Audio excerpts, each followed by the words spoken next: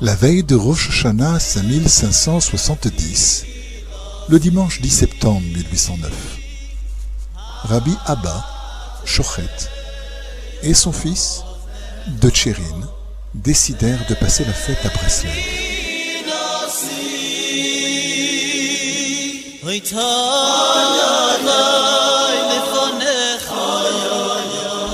Rabbi Abba avait acheté une très belle coupe en or pour l'offrir à Rabbi Nachman.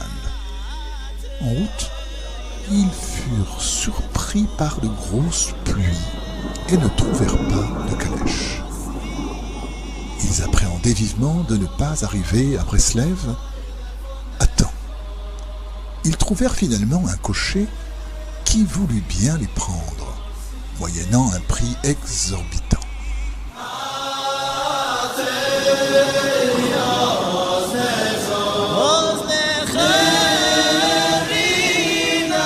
Rabbi Abba accepta sans hésiter à vendre la coupe en or. Comment pouvait-il ne pas être avec Rabbi Nachman à Rosh Hashanah? Les deux chassidim constatèrent à leur grand désappointement que la route était embourbée et que le voyage s'annonçait très difficile. À midi, ils étaient encore à une trentaine de kilomètres de Breslev, près du village de Chaïsin. Ils songeaient tristement qu'ils seraient contraints de passer la fête quelque part sur la route quand Rabbi Abba poussa le cocher, un juif simple, à accélérer au maximum. « Allons, allons, les enfants, vite chez Rabbi Nachman !» s'écria-t-il, après avoir fouetté une ou deux fois les chevaux.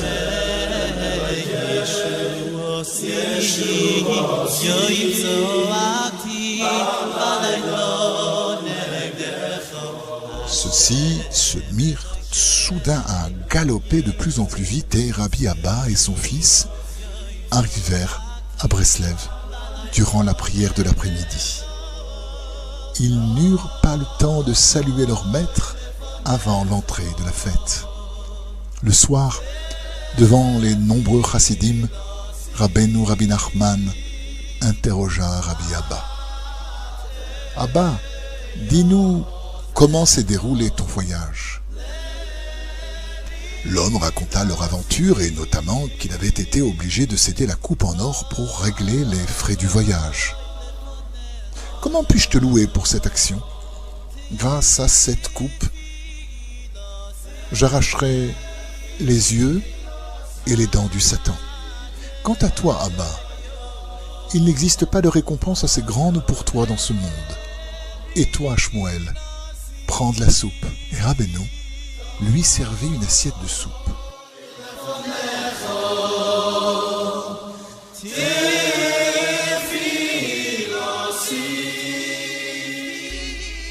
Nul ne saisit la portée de ces paroles.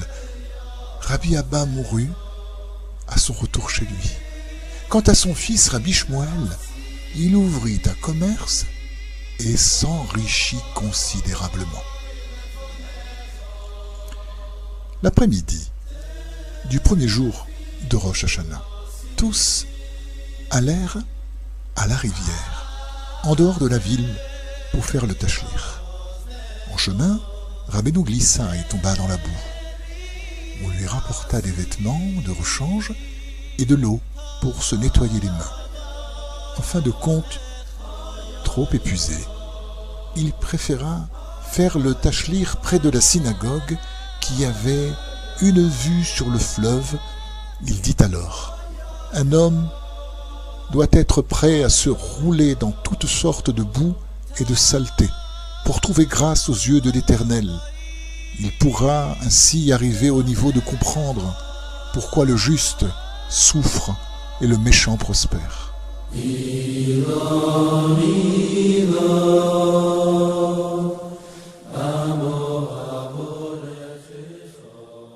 lundi soir, en dépit de sa grande faiblesse, il dispensa la plus grande leçon qu'il eût faite à ce jour.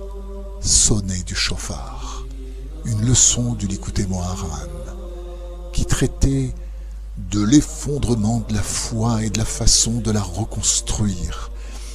Avant cette fête, il raconta qu'un grand nombre de personnes, dont plusieurs souffrant de maladies, s'étaient plaintes amèrement de leur manque de foi.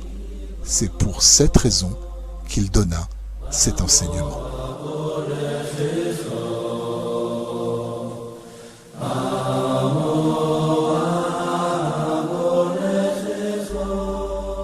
Le jeudi 14 septembre, il dit qu'il avait fait un rêve qu'il n'arrivait pas à interpréter. Un de ses disciples qui était décédé. L'homme était vraiment mort, mais il l'ignorait jusqu'à ce jour. Dans le rêve, tout le monde entourait Rabbeinu pour prendre congé avant de repartir après la réunion annuelle de Rosh Hashanah. Le défunt était là. Pourquoi n'étais-tu pas avec nous à Rosh Hashanah? Lui demanda Rabbi Nachman. J'avais déjà quitté ce monde, répondit le défunt. Est-ce une raison? Si quelqu'un disparaît, ne lui est-il pas permis de venir à Rosh Hashanah? L'homme était silencieux. Et parce que nombre de gens m'avaient parlé de questions de foi, je lui en parlais aussi.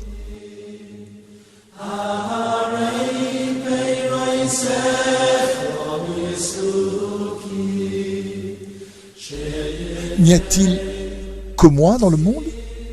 Lui demandai-je. Si tu n'as pas foi en moi, deviens le disciple d'un autre tzaddik, puisque tu as encore foi en d'autres. Va, rejoins-les. Chez qui pourrais-je aller? Il me semble que je lui ai indiqué un tzaddik renommé. Mais j'en suis éloigné. Deviens disciple de quelqu'un d'autre, dis-je. Je lui proposai une liste de justes réputés, mais il continuait à dire qu'il en était éloigné. Si tu es éloigné de tous, lui dis-je, et si tu ne veux te rapprocher de personne, tu pourras rester ici et redevenir mon disciple. De vous, je suis très éloigné, conclut-il.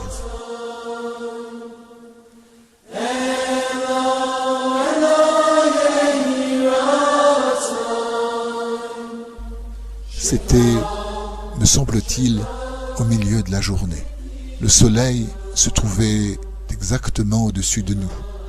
L'homme s'éleva dans les airs jusqu'au soleil et se déplaça en même temps que lui, descendant graduellement vers l'horizon avec le soleil couchant. Il continua son périple avec le soleil jusqu'à minuit et se trouva exactement à un monde opposé, parce qu'à minuit, le soleil se trouve diamétralement opposé au pied de l'homme. À ce moment, alors qu'il était descendu si bas, je l'entendis crier « Entendez-vous combien je suis distant de vous ?»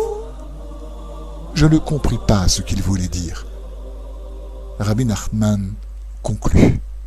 Alors, j'éprouvai une grande pitié pour lui.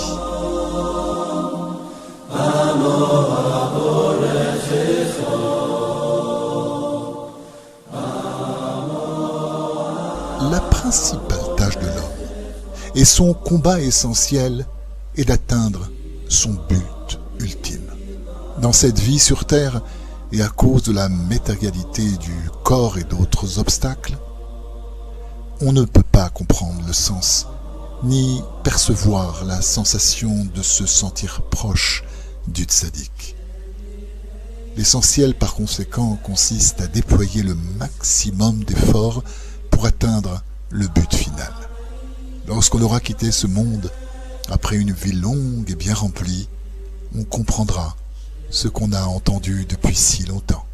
Bien plus encore, l'âme pourra accéder à la joie spirituelle, chacun d'après son mérite. Heureux celui qui affermit sa foi dans l'Éternel, fait confiance au vrai tzaddik et accomplit ses prescriptions. Il n'éprouvera ni honte dans ce monde-ci, ni confusion dans l'autre.